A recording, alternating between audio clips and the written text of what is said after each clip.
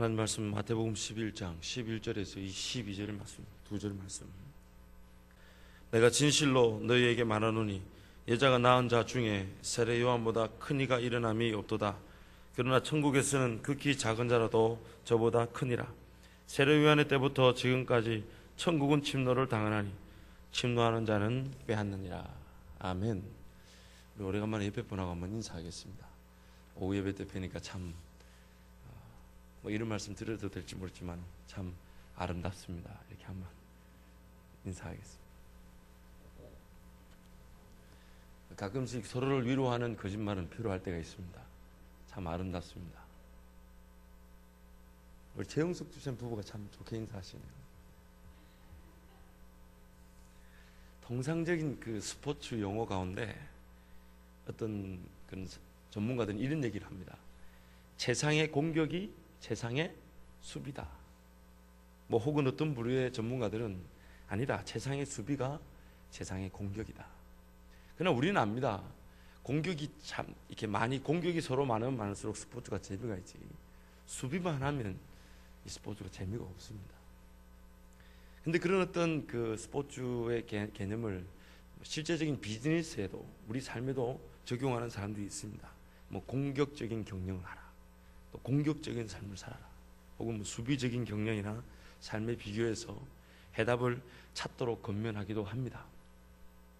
만약 이러한 개념을 세상을 사는 우리 그리스도인들에게 적용한다면 우리 그리스도인들의 삶은 공격적일까요? 혹은 수비적일까요? 오늘 본문 말씀을 이미 간파하신 분들은 성경적인 계미가 뭔지 이미 깨달으셨을 겁니다. 성경에서 분명 12절 말씀을 보면 수비적인 단어는 아니죠. 침노한다, 뺏는다. 뺏는다는 건 결국 공격적인 삶입니다. 만약에 여러분이 공격적인 삶을 살고 있지 않다면 자동적으로 수비 형태의 그리스도인의 삶을 살고 있는 셈입니다. 그래서 여러분의 삶이 수비형적인지 공격형인지 살펴보고 도대체 무엇이 공격형적인 성경적인 답인지 살펴보고자 합니다. 만약 여러분의 삶 가운데서 꼭 문제가 생겨야만이 하나님께 달려나오신다면 수비형일까요? 공격형일까요? 문제가 생겨야만이, 어려움이 있어야만이 하나님께 나와 달려나와 기도한다면 공격형입니까? 수비형입니까? 수비형이죠. 그래도 달려나오면 디펜스를 잘하는 셈입니다. 수비를 잘하시는 분.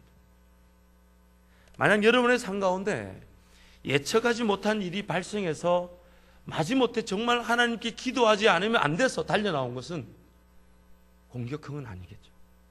수비형. 또한 만약 여러분의 삶의 자세 중에서 하나님의 뜻을 보고자 하는, 정말 하나님의 뜻을 어떻게 하면 분별할 수 있는지 그 뜻을 보고자 하는 자세 중에서 하나님의 뜻이 환경이 바뀌고 상황이 바뀌고 뜻하지 않은 도움의 손길이 나타나고 뜻하지 않은 어떤 정말 계획하지 않은 일들이 벌어질 때, 야, 하나님의 뜻이 이것이구나 하고 따라가기를 원하신다면 공격형일까요? 수비형일까요? 수비형이죠. 가만히 있으면 뭔가 일이 일어나기를 바라는 것도 수비형적인 삶입니다. 무작정 하나님의 도움의 손길을 기다립니다. 은혜의 손길을 기다립니다. 하나님의 뜻을 본다는 이유로 가만히 뒷전에서 기다립니다.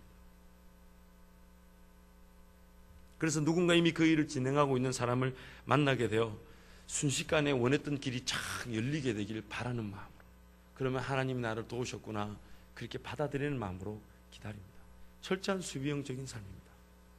그래서 이 수비형적인 그리스도인의 삶을 다른 말로 표현하자면 몸으로 직접 부딪히며 살아가는 삶이라고 말할 수 있습니다. 온갖 어려움과 고통을 다 몸으로 겪습니다. 그리고 하나님께 달려나옵니다. 수비형적 삶이 문제가 있다는 것은 아닙니다. 그러나 오늘 본문 말씀에서 성경이 제시하는 그리스도인의 삶은 철저하게 공격적인 삶입니다. 하나님 그분을 의지해서 세상 가운데서 모든 세상의 것들에 대해 공격하는 공격적인 삶입니다. 그렇다면 그 공격적인 그리스도인의 삶은 어떤 것일까요? 두 가지로 요약해서 말씀을 볼 수 있는데, 첫 번째는 그리스도인이 이 세상을, 복음을 전하기 위해서 이 세상을 사랑하나 그 세상의 가치관을 공격하는 삶입니다. 하나님 나라의 일을 하기 위해 필요한 물질을 기다리지 않습니다. 물질이 있어야만이 일을 할 수 있다는 세상의 가치관을 공격합니다. 하나님 나라는 물질에 많고 적음에 달리지 않는다고 외치면서 일을 하기 위해 달려듭니다. 그래서 기도합니다. 잘 먹어야 일을 잘한다는 세상의 가치관을 공격합니다. 그리고 금식합니다. 더 많이 고민하고 계획하여야만이 일을 잘한다는 세상의 가치관을 공격합니다. 그리고 생각하지 않고 하나님께 무조건 기도합니다. 물질을 가지고 하나님 나라를 위한 도구로 사용하긴 하나 그 물질에 얽매이지 않습니다. 그 물질을 가지고 더 잘 먹으려고 하지 않습니다.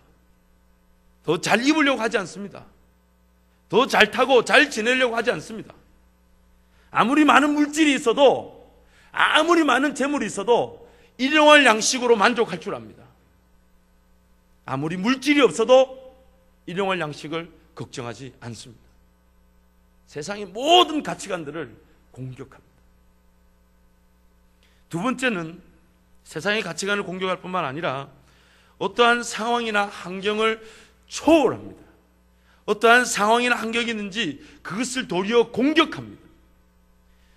좋은 예화가 있는데요. 초대교회 시절에 그 로마 황제들이 기독교인을 박해했지 않습니까? 약 300년 동안 박해 기간이 있었는데, 그 당시 어떤 한 황제가 기독교인을 박해할 때 이러합니다. 황제가 신하들에게 기독교인들을 잡아라고 해서 잡혀온 그 기독교인들 앞에 명령을 내립니다. 이들을 사자의 밥이 되게 하고 얼어 죽게 하고 불에 태워 죽이게 하라. 그런데 그 옆에 있던 한 신하가 삐죽이 나오더니 이렇게 얘기합니다. 황제여, 그러한 것들이 그리스도인을 핍박하는 방법이 되지 못합니다. 왜냐하면 그들은 죽음을 도리어 기뻐하고 즐거워하기 때문입니다. 어떤 그리스도인들은 빨리 죽여달라고 아우성칩니다. 빨리 죽으면 자신들이 그토록 믿고 섬기는 하나님을 빨리 뵙는다고 기뻐하고 즐거워합니다. 그래서 그렇게 죽이는 것이 그들을 핍박하는 방법이 되지 않습니다. 그래서 황제가 이렇게 얘기합니다. 그렇다면 그들을 포악한 죄수들, 아주 포악하고 아주 못된 죄수들이 있는 감옥에다 집어넣어라. 그러니까 그 신하가 삐죽이 또 나오면서 얘기합니다. 그것도 방법이 안 됩니다. 왜냐하면 그 그리스도인들이 그 포악한 인간들을 만나면 그 인간들을 바꿔버립니다. 무슨 수를 쓰는지 모르지만은 같이 기도하는 사람으로 바꿔버리고 같이 찬양하는 사람으로 바꿔버리기 때문에 방법이 되지 않습니다. 그래서 이 황제가 황당하니까 그러면 독방에다 집어넣어버려라.